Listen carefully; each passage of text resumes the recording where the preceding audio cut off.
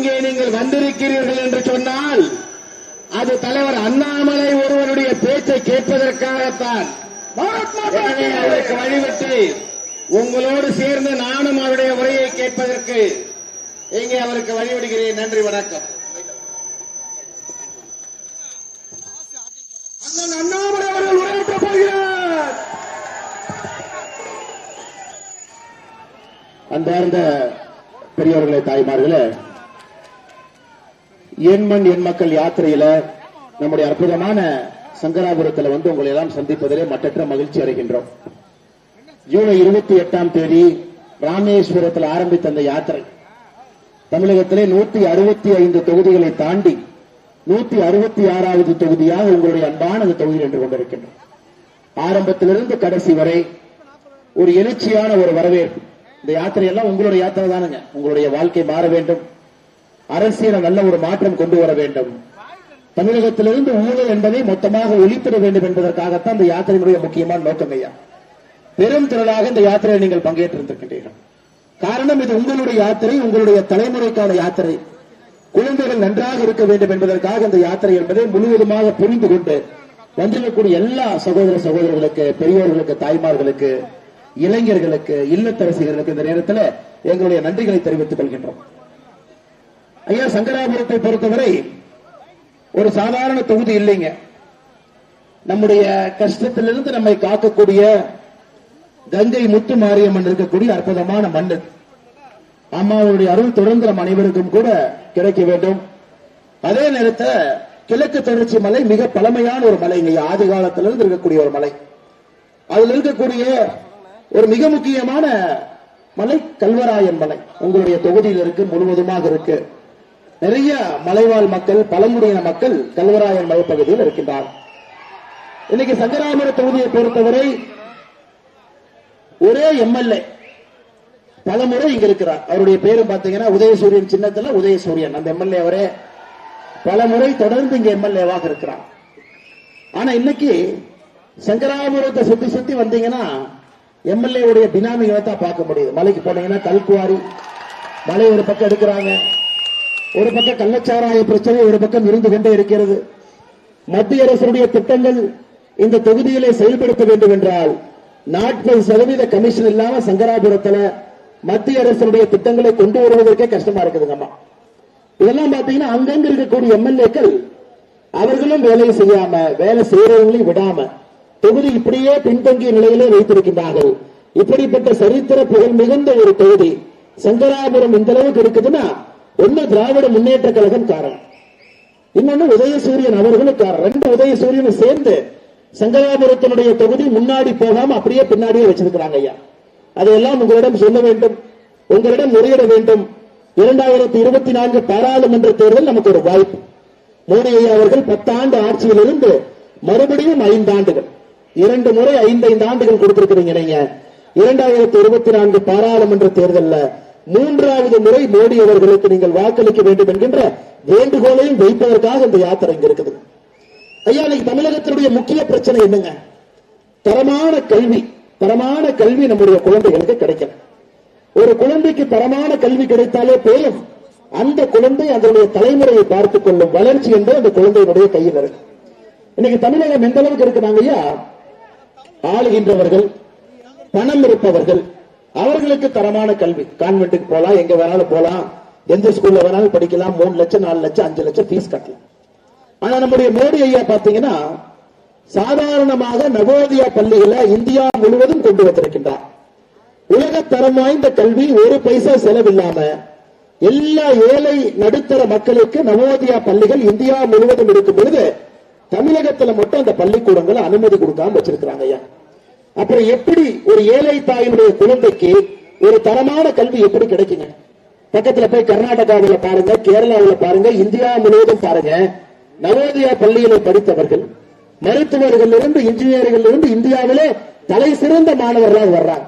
ஆனா இங்க தரமான கல்வி வேணா பிரைவேட் ஸ்கூலுக்கு போ, டொனேஷன் கொடு, கியூல போய் நின்னு கை கட்டி நின்னு அதுக்கப்புறம் சீட்டு வாங்கி குழந்தைய படிக்க வை. இதான் தமிழக அரசு இப்படிதாங்க இருக்கு. இலவசமாக மத்திய அரசு கல்வி கொடுப்பதற்கு தயாராக இருந்தும் கூட அதை தமிழகத்தில் அனுமதிக்க மாட்டோம். ஏன்? திமுக காரங்க நடத்துற தனியார் பள்ளிகள் நல்லா இருக்கணும். தனியார் பள்ளிகள் நிறைய ஆரம்பிச்சாதான் ஒரு பள்ளி ஆரம்பிப்பதற்கு 5 லட்சம் ரூபாய் பணம் வாங்கிட்டு அதுக்கு அனுமதி கொடுக்க முடியும். 11வது 12வது அந்த பள்ளியில் எக்ஸ்டென்ஷன் கேட்டா அதுக்கு ஒரு 5 லட்சம் ரூபாய் லஞ்சம் வாங்கணும். தரமாக மத்திய அரசு தன்னுடைய நவோதயா பள்ளிகள் மூலமாக இலவசமான கல்வியை நடுத்தர மக்களுக்கு கொடுப்பதற்கு தயாராக இருந்தும் கூட தமிழகத்திலே திராவிட முன்னேற்ற கழகம் அதை தடுத்துக் கொண்டிருக்கின்றார். ஐயா, பழங்குடியின மக்களுக்காக மத்திய அரசு ஏகலவ்யா பள்ளிக்கூடம் நடத்துறாங்க. ஐயா, தமிழ்நாட்டிலே 8 பள்ளிக்கூடங்கள் இருக்கு பழங்குடியின சகோதர சகோதரிகளுக்கு. அதுல ஒரு பள்ளிக்கூடம் ஐயா உங்களுடைய கல்வராயன் மலைப்பகுதியில் இருக்கக்கூடிய வெள்ளிமலையில ஒரு பள்ளிக்கூடம் இருக்குங்க ஐயா. இந்த பள்ளிக்கூடத்தை ஒரு உதாரணமாக எடுத்து நான் சொல்றேங்க ஐயா. அதாவது பழங்குடியின சகோதர சகோதரிகளுக்கு மத்திய அரசு நடத்தக்கூடிய ஏகலவ்யா பள்ளிக்கூடங்கள் நாடு முழுவதுமே 694 பள்ளிக்கூடத்துல தமிழகத்துல 8 மட்டும்தாங்க ஐயா இருக்கு. அதுக்கு மட்டும்தான் அனுமதி கொடுத்திருக்காங்க. அந்த 8ல 1 உங்களுடைய தொகுதி வெள்ளிமலையில் இருக்குங்க ஐயா. இந்த பள்ளிக்கூடத்தை உதாரணமா எடுத்துக்கலாங்க ஐயா. இந்த பள்ளிக்கூடத்துல அதாவது பழங்குடியின சகோதர சகோதரிகள் எஸ்டி குழந்தைகள் படிப்பதற்காக இருக்கக்கூடிய பள்ளிக்கூடத்துல பாத்தீங்கன்னா தமிழகத்துல மொத்தமாக 2488 பேர் படிக்கிறாங்க ஐயா. 2488 பேர் இந்த மத்திய அரசு பள்ளிக்கூடத்துல முழுவதும் இலவசம். இந்த பள்ளிக்கூடங்களுக்கு மட்டுமே மத்திய அரசு ஒரு வருடத்திற்கு ஒரு பள்ளிக்கூடத்திற்கு 1,10,00,000 ரூபாய் செலவு பண்றாங்க. அதாவது முழுவதுமாக மோடி ஐயா பணம் 1,10,00,000 ரூபாய் ஒரு பள்ளிக்கூடத்திற்கு நம்ம செலவு பண்றாங்க ஐயா. தமிழகத்தினுடைய 8 பள்ளிக்கூடங்களுக்கு போன ஆண்டு 8,80,00,000 ரூபாய் செலவு பண்ணோம். 2488 பேர் படிக்கக்கூடிய பள்ளிக்கூடத்துல இந்தியாவிலே மிக மிக கடினமான தேர்வு, அந்த பரீட்சையை பாஸ் பண்றதே கஷ்டங்கிறது ஐஐடி தேர்வுங்க. நம்முடைய பழங்குடியின சகோதர சகோதரிகள் 15 பேர் போன வருஷம் தமிழ்நாட்டிலிருந்து பாஸ் பண்ணிருக்கிறாங்க ஐயா. கல்வியினுடைய தரத்தை பாருங்க, ஒரு மத்திய அரசு பள்ளியினுடைய கல்வியினுடைய தரத்தை பாருங்க ஐயா. இங்கே வெள்ளிமலையில கல்வராயன் மலைப்பகுதியில் இருக்கக்கூடிய பள்ளி தமிழகத்திலே மொத்தமா 8 பள்ளி தாங்க ஐயா. எஸ்டி சகோதர சகோதரிகளுக்காக கொண்டு வந்திருக்கக்கூடிய பள்ளி 15 குழந்தைங்க ஐஐடி பாஸ் பண்ணி ஐஐடியில போயிருக்கிறாங்க ஐயா. ஒரு உதாரணமா சொல்றேன். இப்ப ஏன் நவோதயா பள்ளியை விடமாட்டேன் என்று சொல்லுகின்றார்கள் ஐயா? இந்த 2024ல நான் உங்ககிட்ட வைக்கக்கூடிய அன்பான வேண்டுகோள், நம்முடைய குழந்தைகளுக்கு உலகத்தரம் வாய்ந்த இலவசமாக மத்திய அரசினுடைய தரத்துல கொடுக்கக்கூடிய கல்வியை தமிழகத்திற்கு கொண்டு வருவோம் என்பது பாரதிய ஜனதா கட்சியினுடைய சபதம். காரணம் ஐயா, கல்வியினுடைய அருமையை தெரிந்தவன் நான். ஒரு சாதாரண கிராமத்துல 32 வீடு இருக்கக்கூடிய கிராமத்துல பிறந்து வளர்ந்து தந்தை தாயினுடைய அருள்ல நல்ல நல்ல பள்ளிக்கூடமா செலவு பண்ணி இங்க அனுப்பிச்சான். இங்க போய் படி, அங்க போய் படி. கல்வி இருக்கிறனால தாங்க ஐயா இன்னைக்கு உங்க முன்னாடி மைக்கில் நான் பேசிக்கிட்டு இருக்கேன். உங்களுடைய குழந்தைகளுக்கு அதே கல்வி வர வேண்டும் என்பது எங்களுடைய ஏக்கம், எங்களுடைய தாகம். அதுவும் இலவசமாக உலகத்தரம் வாய்ந்த கல்வி. இதற்கு சங்கராபுரத்தில் நான் திரும்ப சொல்லிட்டு இருக்கிறாங்க ஐயா. உங்க சட்டமன்றத்தில் இருக்கக்கூடிய ஒரு பள்ளிக்கூடத்தை உதாரணமாக எடுத்து உங்கள் முன்னாடி வைக்கிறேன். ஆனா எஸ்டி மக்களை தவிர யாரும் அங்க போய் சேர முடியாதுங்க ஐயா. அவர்களுக்காக நடத்தக்கூடிய பள்ளி. ஆனா உங்களுக்காக நடத்தக்கூடிய பள்ளிக்கூடத்தை இவங்க பெறது.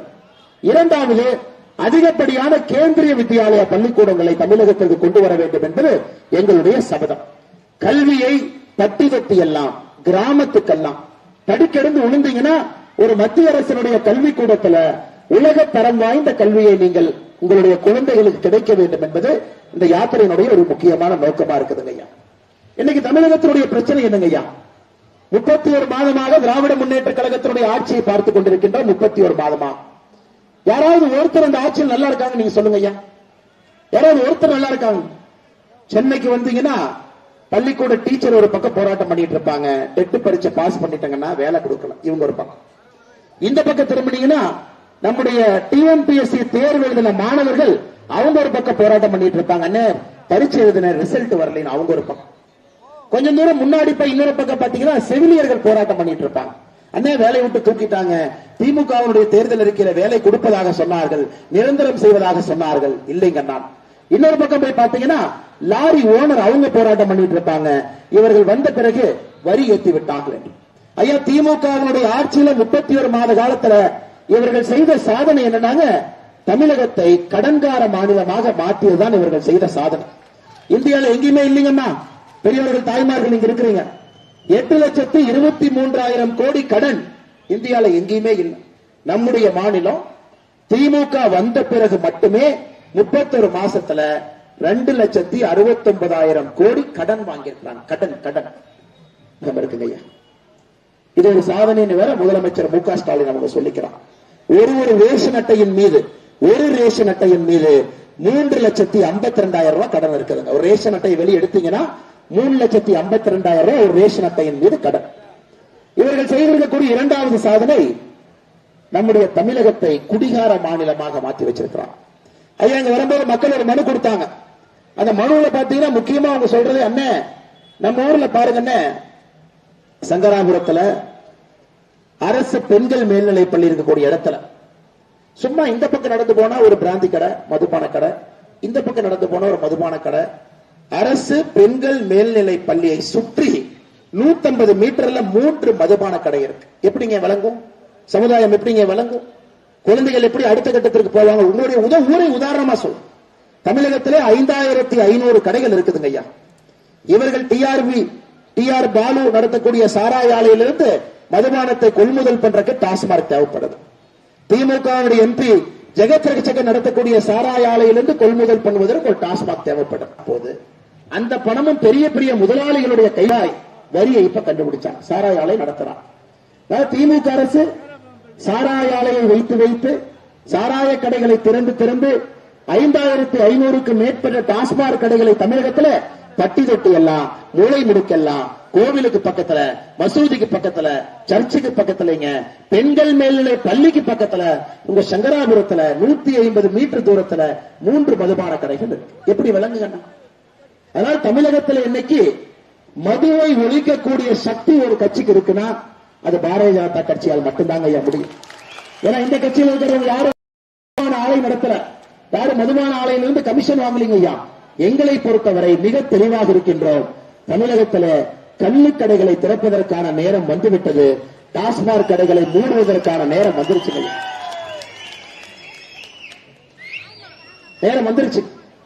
இதையெல்லாம் நீங்க யோசிக்கணும். இந்த அரசியல் மாற்றம் மிக மிக முக்கியம். நம்முடைய அப்பா அம்மா ஏழையா இருந்தாங்க. எத்தனை நாளைக்கு அம்மா சொல்லுவோம்? இன்னொரு பக்கம் பாத்தீங்கன்னா மோடியை தேடி தேடி உங்க வீட்டு கொடுக்க விரும்புறார். தேடி தேடி வீடு இல்லையா, மோடி வீடு. கழிப்பறை இல்லையா, மோடி கழிப்பறை. உங்களுக்கு எரிவாயு சிலிண்டர் இல்லையா, 300 ரூபாய் மானியத்தோடு எரிவாயு சிலிண்டர். எல்லாத்தையும் மோடி அவர்கள் தேடி தேடி கொடுக்கும் பொழுது இங்க இருக்கக்கூடிய திராவிட முன்னேற்ற கழகத்தினுடைய விஷ செடிகள் அதை தடுப்பதற்கான முயற்சியில் இறங்கி இருக்கிறாங்க. நீங்க கொடுக்கிற பாதி பெட்டிஷன் என்ன, அண்ணே அப்ளிகேஷன் கொடுத்துட்டேன், ஆனா திமுக காரனா பார்த்து அலாட்மெண்ட் கொடுக்குறாங்கன்னா, நான் வீடு இல்லாம இருக்கிறேன், 2 வருஷமா கியூல இருக்கேன், என் வீட்டை கொஞ்சம் முன்னாடி கொஞ்சம் வேகமா கொடுக்க சொல்லணும்.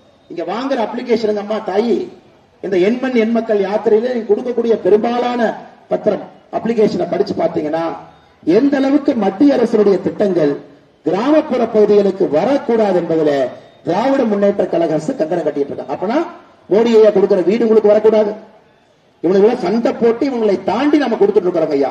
இன்னைக்கு நீங்க நம்ம கள்ளக்குறிச்சி மாவட்டத்தை மட்டும் கள்ளக்குறிச்சி மாவட்டத்தை மட்டும் நீங்க எடுத்துக்கிட்டீங்கன்னா, அந்த ஒரு மாவட்டத்தில் மட்டும், நீங்க இருக்கக்கூடிய மாவட்டத்தில் மட்டும் 50,030 மோடி வீடுகள் நம்ம கொடுத்திருக்கிறோம். 9 ஆண்டுகள்ல 50,030 வீடுகள். இவங்களை தாண்டி நம்ம கொடுத்திருக்கிறோம் ஐயா. ஒரு வீட்டுக்கு 2,69,000 ரூபாய் ஒரு வீட்டுக்கு மானியங்க ஐயா. கள்ளக்குறிச்சி மாவட்டத்தில் மட்டுமே 1,51,284 வீடு, 1,50,000 வீடு குடிக்கிற தண்ணி பைப்ல வருதுங்க ஐயா. ஜல்ஜீவன் திட்டம் மூலமாக மோடி ஐயாவுடைய கனவு திட்டம் இன்னைக்கு வரும். ஆனா 100% நம்ம திட்டங்க ஐயா. 100% மத்திய அரசுடைய பணம். அதுக்கு 8,000 ரூபாய் பணம் கேட்கிறாங்க. யாராச்சும் கவனிச்சீங்களா? டெபாசிட் கொடு, பணம் கொடு, வீட்டு வாசல்ல பைப் போடணும்னா 4,000 கொடு, வீட்டுக்குள்ள பைப் போடணும்னா 6,000 கொடு. இது 100% மோடி ஐயாவுடைய இலவச திட்டம். தமிழ்நாடு இந்தியாவில் இருக்கக்கூடிய எல்லா வீடுகளுக்கும் பைப்பு மூலமாக குடிநீர் வர வேண்டும். இன்னைக்கு கள்ளக்குறிச்சியில இந்த போராட்டத்தை எல்லாம் தாண்டி மத்திய அரசு 1,51,284 வீடுகளுக்கு எனக்கு தண்ணி வருதுங்க ஐயா. கழிப்பறைகள் 2014 மோடி ஐயா வந்த பிறகு கள்ளக்குறிச்சி மாவட்டத்தில் கட்டி நாம் கொடுத்திருக்கக்கூடிய கழிப்பறைகள் மட்டுமே 1,74,938. ஐயா நான் 1, 2, 3 சொல்ல லட்சத்துல பேசிக்கிட்டு இருக்கேன். 50,000 வீடு, 1,74,000 கழிப்பறை, 1,51,000 குடிநீர் பைப்பை பேசிட்டு இருக்கிறாங்க ஐயா. சமையல் எரிவாயு சிலிண்டர் மோடி ஐயா வந்த பிறகு மோடி கேஸ் எடுப்பு,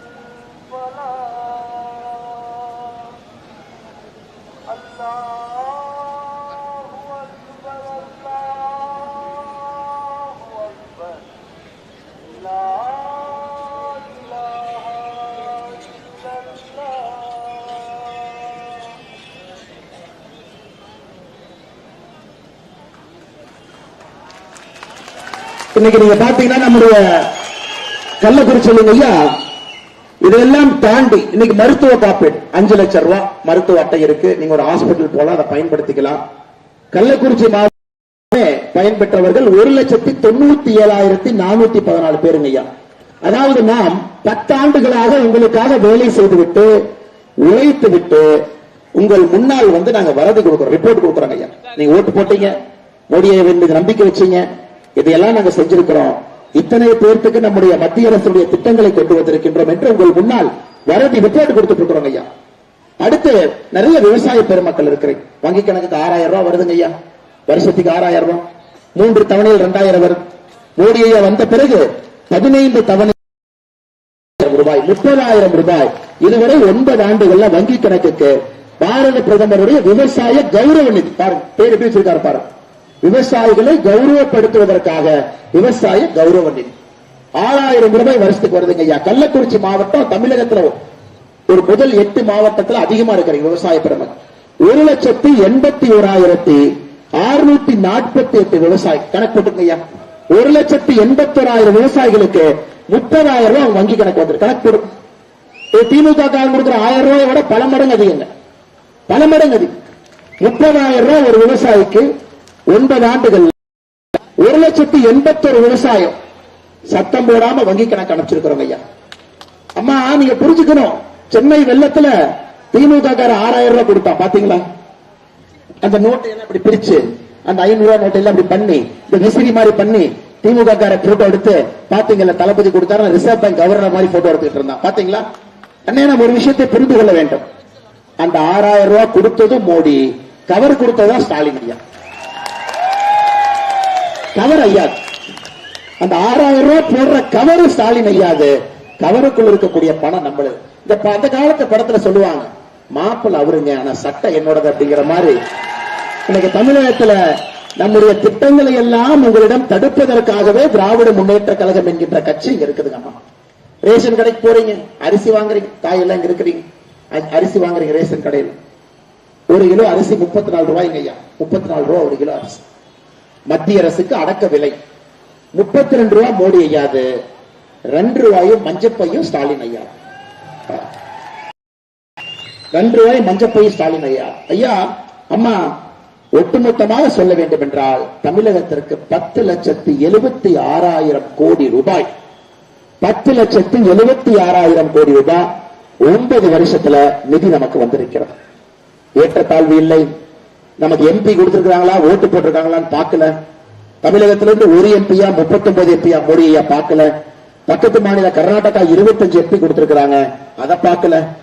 மக்களுக்கு என்ன நல்லது செய்யணுமோ 9 ஆண்டுகளாக எந்த குறையும் இல்லாமல் நம்முடைய ஆட்சியில் செஞ்சிருக்கோம். இன்னைக்கு உங்களுடைய குழந்தைகள் அரசு மருத்துவர்கள் ஆக வேண்டும் என்பது மோடி ஐயாவுடைய நோக்கம். இன்னைக்கு திமுக 6வது முறையாக ஆட்சியில் இருக்கிறாங்க. 6வது முறையாக 1967 முதல் முறை, 5 முறை ஆட்சியில் இருந்து 6வது முறை. இவங்க 5 முறை ஆட்சியில் இருந்து தமிழகத்திற்கு கொண்டு வந்த அரசு மருத்துவக் கல்லூரி, அதாவது 1967 இருந்து 2011 வரை திமுக தலைவர்கள் தமிழகத்திற்கு கொண்டு வந்த அரசு மருத்துவக் கல்லூரி எவ்வளவு இருக்கும் ஐயா சொல்லுங்க, ஒருத்தர் சொல்லுங்க பார்க்கலாம். அண்ணே 5 முறை முதலமைச்சரா இருந்தாங்க. 5 முறையும் கலைஞர் கருணாநிதி ஐயா முதலமைச்சரா இருந்தாங்க. அண்ணாதுரை ஐயா 2 வருஷம் இருந்தாங்க முதல். இவங்க மொத்தமா தமிழ்நாட்டுக்கு எத்தனை அரசு மருத்துவக் கல்லூரி கொண்டு வந்திருப்பாங்க சொல்லுங்க ஐயா. ஏதோ வந்திருக்குமா, அங்க நீங்க வந்திருக்கணுமா? ஐயா அவர்கள் மொத்தமாக தமிழகத்திற்கு திராவிட முன்னேற்ற கழகம் 5 முறை ஆட்சியில் இருந்து கொண்டு வந்த அரசு மருத்துவக் கல்லூரி 5. நாம் இந்த 9 ஆண்டுகள்ல தமிழகத்திற்கு நாம் கொண்டு வந்திருக்கக்கூடிய மருத்துவக் கல்லூரி 15. இதாங்க ஐயா நீட் ரகசியம். நீட் ரகசியம் ஒண்ணு இல்லை. நம்ம அரசு மருத்துவக் கல்லூரியா ஆரம்பிச்சு நீட்ல மாணவர்கள் அங்க போய் படிக்கணும்னு நினைக்கிறோம். திமுக தனியார் மருத்துவக் கல்லூரியா ஆரம்பிச்சு நீட் இல்லாம டொனேஷன் அங்க போய் படிக்கணும் விரும்புறாங்க. இதாங்க அந்த 2 கட்சிகளுக்கும் ஆட்சிகளுக்கும் இருக்கக்கூடிய அடிப்படை வித்தியாசம். அதுல 15 மருத்துவக் கல்லூரியில ஒரே நேரத்தில் 11 மருத்துவக் கல்லூரியை கொண்டு வந்தோம். அதிலே ஒரு மருத்துவக் கல்லூரி உங்களுடைய கள்ளக்குறிச்சி மாவட்டத்திற்கு நாம் கொண்டு வந்திருக்கின்றோம். சகோதர சகோதரி, கள்ளக்குறிச்சியை பொறுத்தவரை நாம் எங்கேயுமே குறை வைக்கலைங்க. விவசாயியாக இருக்கட்டும், ஏழை தாயாக இருக்கட்டும், இளைஞராக இருக்கட்டும், முத்ரா கடன் திட்டமாக இருக்கட்டும், உங்களுடைய பெருவெளி சாலைகளாக இருக்கட்டும், எங்கேயுமே குறை வைக்கலைங்க ஐயா. 9 ஆண்டுகளாக நேர்மையாக, நாணயமாக, லஞ்ச ஊழல் இல்லாத ஒரு அரசு நம்முடைய அரசு. லஞ்ச ஊழல் செய்ய தெரியாத ஒரு மனிதன் பாரத பிரதமர் நரேந்திர மோடி. ஐயா உங்ககிட்ட நான் வைக்கிற ஒரே ஒரு வேண்டுகோள், இந்த முறை நீங்க எல்லாம் சொல்லுங்க. இன்னைக்கு நம்ம ஸ்டாலின் ஐயா சொல்றார். ஸ்டாலின் ஐயா பாத்தீங்கன்னா ஸ்பெயின் கிளம்பி போயிருக்கிறார். அவர் வெளிநாட்டு பயணம் போயிட்டு வந்ததுக்கு அப்புறம் நான் வம்புக்கு இருப்பேன். ஆனா துபாய் போயிட்டு வந்தீங்க, பணம் வரல. 1.5 வருஷம் ஆச்சு, நான் 1 ரூபா கூட வரல. சிங்கப்பூரும் அன்னைக்கு சிங்கப்பூர் ஜப்பானும் போயிட்டு வந்தார், 1 ரூபா கூட வரலையானே. ஸ்பெயின் போயிட்டு வந்திருக்காரு 10 நாள். கொஞ்சம் முதலீட கொண்டு வரங்கிறாரு. வழக்கம் போல எந்த பணமும் வரப்போறது. இந்தியால எந்த முதலமைச்சரும் 2 வருஷத்துல 4 ஃபாரின் ட்ரிப் போனதாக இல்லை. நம்முடைய முதலமைச்சர் ஃபாரின் ட்ரிப்பா போயிட்டு இருக்கார், வெளிநாடா போயிட்டு இருக்காரு. வெளிநாடு போய் பிரயோஜனம் இருந்தா பரவாயில்லைங்க, பணம் வராம இருக்கு. இன்னைக்கு முதலமைச்சர் அவர்கள் சொல்லுகின்றார், எந்த காரணத்திற்கும் மோடி அவர்கள் இந்தியாவுடைய பிரதமரா வரக்கூடாது, இந்தி கூட்டணி தான் வரணுங்கிறார். ஐயா நான் தெரியாம கேட்கிறேன், இந்தி கூட்டணி ஆரம்பிச்சது யாருங்க ஐயா? இந்தி கூட்டணி ஆரம்பிச்ச நிதிஷ்குமார் பாருங்க. இது எப்படி நாங்க ஐயா, நிதிஷ்குமார் டிரைவர், இவங்க எல்லாம் வண்டியிலே உட்கார்ந்துக்கிட்டாங்க அந்த பஸ்ல. ஸ்டாலின் ஐயா, கருணாநிதி ஐயாவுடைய பையன், ராகுல் காந்தி ஐயா, ராஜீவ் காந்தி ஐயா பையன், ஃபரூக் அப்துல்லா ஐயா பையன், உமர் அப்துல்லா, உத்தவ் தாக்கரே, பாலா சாஹிப் தாக்கரே ஐயாவுடைய பையன், எல்லாம் ஏறி உட்கார்ந்துட்டாங்க. நிதிஷ்குமார் வண்டி ஓட்டி போயிட்டு இருந்தார். ஸ்டாலின் ஐயா சொல்ற வண்டி சூப்பரா போகுது, போன வாரம் வண்டி வேகமா போகுது, வண்டி செங்கோட்டையை நோக்கி போகுது. பஸ் நிறுத்திட்டு இறங்கி போயிட்டு பிஜேபியில் ஏறிட்டார். இந்த வண்டி நமக்கு வராதுங்க, இந்த வண்டி திருப்பவும் உள்ள, இந்த வண்டி ஓட்டவும் உள்ள, நமக்கு இந்தி கூட்டணி வண்டி சரியா வராது. நேற்று பாரதிய ஜனதா கட்சியோடு மறுபடியும் இணைந்து பீகாரில் ஆட்சி அமைச்சிருக்காங்க. வங்காளத்துல மம்தா பானர்ஜி சொல்லிட்டாங்க, இந்த வண்டி ஸ்பேர் பார்ட்ஸே சரியில்லை, காங்கிரஸ்கார கூட்டணிக்கே வந்துடாத, ஓடி போயிடும். ஐயா பஞ்சாப் அதே பிரச்சனை, ஆம் ஆத்மி கட்சி காங்கிரஸுக்கு சீட் தர மாட்டேன். இந்த இந்தி கூட்டணி எப்படின்னாங்க ஐயா, 4 ஸ்பேர் பார்ட்ஸ் சேர்த்து ஒரு பஸ்ன்னு சொல்ற மாதிரி இருக்கு. ஐயா பஸ்னா சேஸ் இருக்கணும், இன்ஜின் இருக்கணும், டிரைவர் இருக்கணும். எதுவுமே இல்லாம ஒரு கூட்டணி, யாருமே இல்லை. 4 பேரிச்சம்பழத்துக்கு போற தகர டப்பாவை சேர்த்து வச்சுட்டு வண்டிங்கிறான். ஐயா நம்மளது அப்படிங்க இல்லைங்கய்யா. 98, 99 இருக்கக்கூடிய தேசிய ஜனநாயக கூட்டணி 9 ஆண்டுகளாக ஆட்சியில் இருக்கின்றோம். 10வது ஆண்டுல ஆட்சியில் இருந்து கொண்டிருக்கின்றோம். ஒரு குண்டூசி திருடி விட்டார் என்று மோடியின் மீது குற்றச்சாட்டு வைக்க முடியாதுங்க ஐயா. அப்படிப்பட்ட அற்புதமான ஆட்சி ஒரு பக்கம் நின்று. யார் பையன்? பொன்முடி என்னங்க, என்ன ஆச்சுங்க? நேத்த பொன்முடி என தொகுதி திருக்கோவிலூர் போயிட்டு வந்தாங்க ஐயா. ஒரு 25,000 பேர் வந்துட்டாங்க. 25,000 பேர் திருக்கோவிலூர் வந்தாங்க. நான் சொன்னேன், அண்ணே நீங்க இத்தனை பேர் வந்திருக்கிறீங்க, நான் பொன்முடி அண்ணன் பத்தி குற்றவாளி ஊழல்வாதி பேசினேன், தீர்ப்பு ஜட்ஜி தான் கொடுத்தாரு, எனக்கு அதுக்கு சம்பந்தம் இல்லை, ஏதோ நான் தீர்ப்பு கொடுத்த மாதிரி இத்தனை பேர் வந்திருக்கிறேன். ஐயா இன்னைக்கு ஊழல்வாதிகளே தமிழகத்தில் இடம் கொடுக்க கூடாதுங்க ஐயா. ஏன் மக்கள் இன்னும் ஏழைகளாக இருக்கின்றார்கள்? நம்முடைய பொருளாதாரம் ஏன் உயராமல் இருக்கிறது? இன்னும் ஏன் கஷ்டப்பட்டுக் கொண்டிருக்கின்றோம் என்றால், ஒரு குரூப் கோபாலபுரத்தில் ஆரம்பித்து விழுப்புரம் பொன்முடி அந்தந்த ஊர்ல ஒரு சிற்றரசர் நம்முடைய வரிப்பணத்தை சாப்பிட்டுக் கொண்டிருக்கின்றார். இன்னைக்கு நீங்க பாருங்க, பொன்முடி இதற்கு முன்பு அமைச்சர், பையன் கௌதம் சிகாமணி உங்க தொகுதி எம்பி. அப்படி எட்டி குச்சி அந்த பக்கம் போனீங்கன்னா, எட்டி குச்சி அந்த பக்கம் போனீங்கன்னா துரைமுருகன் மந்திரி, அவரு பையன் வெள்ளூர் எம்பி. அப்படி எட்டி குச்சி சென்னைக்குள்ள போனீங்கன்னா தென் சென்னை எம்பி ஒரு அக்கா இருக்கிறாங்க, அவருடைய அண்ணன் நிதியமைச்சர் தங்கம் தென்னரசு, அவங்க அப்பா தங்கபாண்டியன் முன்னாள் அமைச்சர் தமிழச்சி தங்கபாண்டியன் தென் சென்னை எம்பி. அப்படியே கொஞ்சம் வட சென்னைக்கு போனீங்கன்னா தயாநிதி மாறன், அவங்க அப்பா உங்களுக்கு தெரியும் முரசொலி மாறன். அப்படியே மேல குதிச்சு வட சென்னைக்கு போனீங்கன்னா கலாநிதி வீராசாமி, அவங்க அப்பா ஆற்காட்டு வீராச்சா. ஐயா தமிழ்நாடு முழுவதும் இப்படித்தான் இருக்குதுங்க. தரம் இல்லாதவர்கள், தகுதி இல்லாதவர்கள், அடிப்படையில பொதுநல வேலை செய்ய வேண்டியவர்கள் எல்லாம் ஒரு குடும்பத்தினுடைய குழந்தைகளா வந்து உட்கார்ந்துருக்காங்க. அதனாலதான் நம்ம குழந்தைகளுக்கு முன்னேற்றம் இல்லைங்க ஐயா. அவருடைய குழந்தைகளுடைய முன்னேற்றம் வருவ வேண்டும் என்பதற்காக முன்னேற்றம். இன்னைக்கு கௌதம் சிகாமணி அவரை நீங்க பார்த்திருக்கிறீங்களா? மக்களா வந்து ஒரு டீ கடைக்கு போய் அண்ணாக்காவை பார்த்து என்னங்க பிரச்சனை கேட்டிருக்காங்களா? திட்டங்கள் வந்திருக்கா? வேண்டாம். நம்ம குடும்ப ஆட்சியை அகற்ற வேண்டும். கோபாலபுரத்து குடும்பத்தையும் தூக்கணும், பொன்முடி அவர்கள் குடும்பத்தையும் தூக்கணும். ஒரே குடும்பம் ஆட்சியிலிருந்து மக்களுடைய வரிப்பணத்தை சுரண்டி கொண்டிருக்கின்றார்கள். அவர்களை எல்லாம் 2024 வீட்டுக்கு அனுப்ப வேண்டிய நேரம் வந்துருச்சுங்க. அதான் அன்பான வேண்டுகோளை உங்களுக்கு வைக்கிறேங்க. நீங்க இந்த முறை எதையும் பார்க்க வேண்டாங்க, மோடியை மட்டும் பார்த்து ஓட்டு போடுறோம், வேற எதுவும் பார்க்காது. ஒருத்தர் கேட்டார், இவ்வளவு தூரம் வந்துட்டு ஒரு எதிர்கட்சி நம்பர் வந்து கொடுத்தார், நீ கள்ளக்குறிச்சி வரைக்கும் வந்துட்டு அவ்வளவு தைரியம் உனக்கு, வேட்பாளர் யாரும் சொல்லிட்டு போனேன். நான் சொன்னா, எங்க வேட்பாளர் யாரை நிறுத்தினாலும் கூட அவருடைய பெயர் நரேந்திர மோடி. நரேந்திர மோடி தான் எங்க வேட்பாளர். அந்த வேட்பாளர் நரேந்திர மோடிக்கு வேலை செய்வார், நரேந்திர மோடி உங்களுக்கு வேலை செய்வார். நாங்க வேட்பாளர் பேர்லாம் சொல்ல வேண்டிய அவசியம் இல்லைங்க. யார் நிறுத்தினாலும் கட்சி கட்டுப்பட்டிருக்காங்க, நரேந்திர மோடி கட்டுப்பட்டிருக்கின்றார்கள். நரேந்திர மோடி அவர்கள் சொல்வதை நம்ம 543 எம்பிக்கள் செய்யறாங்க. நரேந்திர மோடி அவர்கள் எந்த திட்டம் சங்கராபுரத்துக்கு வர வேண்டும் என்று நினைக்கின்றார்களோ அதை கொடுப்பது மட்டும்தான் வேட்பாளருடைய கடமையை தவிர, அந்த வேட்பாளர் அப்பா யாரு, அம்மா யாரு, எங்க பிறந்தாரு, என்ன ஜாதி, அது தேவையில்லைங்க.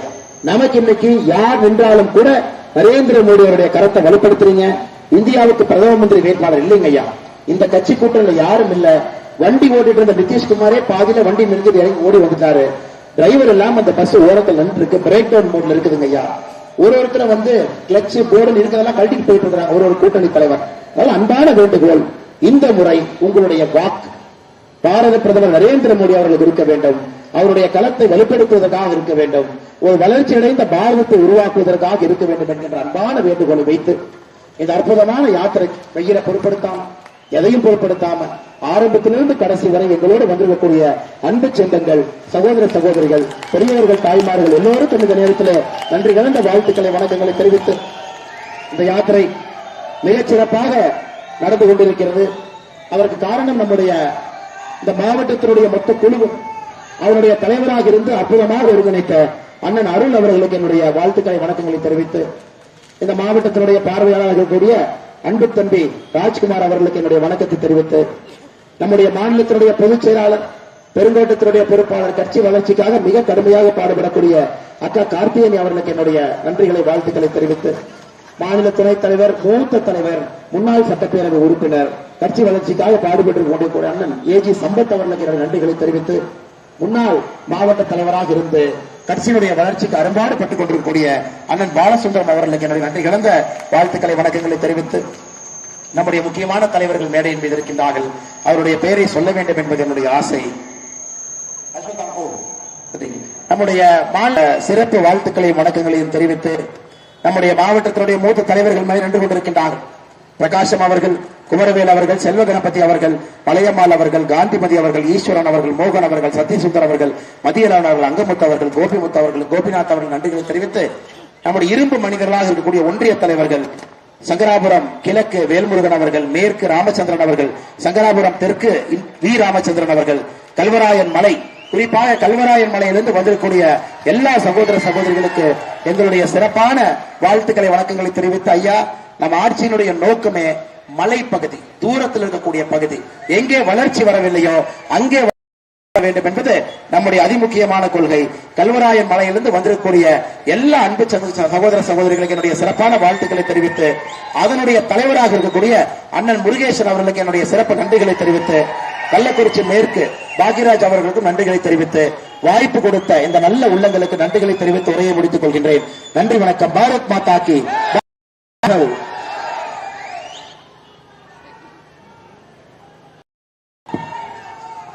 என் மண் என் மக்களை தேடி மக்களுக்காக தமிழ் தாயின் திருமகன் திரு அண்ணாமலையின் எழுச்சியின் யாத்திரை இன்று சீரும் சிறப்புமான முறையில் சங்கராபுரத்தில் அருமையான ஏற்பாடுகளுடன் உங்கள் மத்தியில் அண்ணாமலை அவர்கள் நம்மளுடைய பாரத பிரதமர் அவர்களுடைய திட்டங்களினுடைய பயனாளிகள்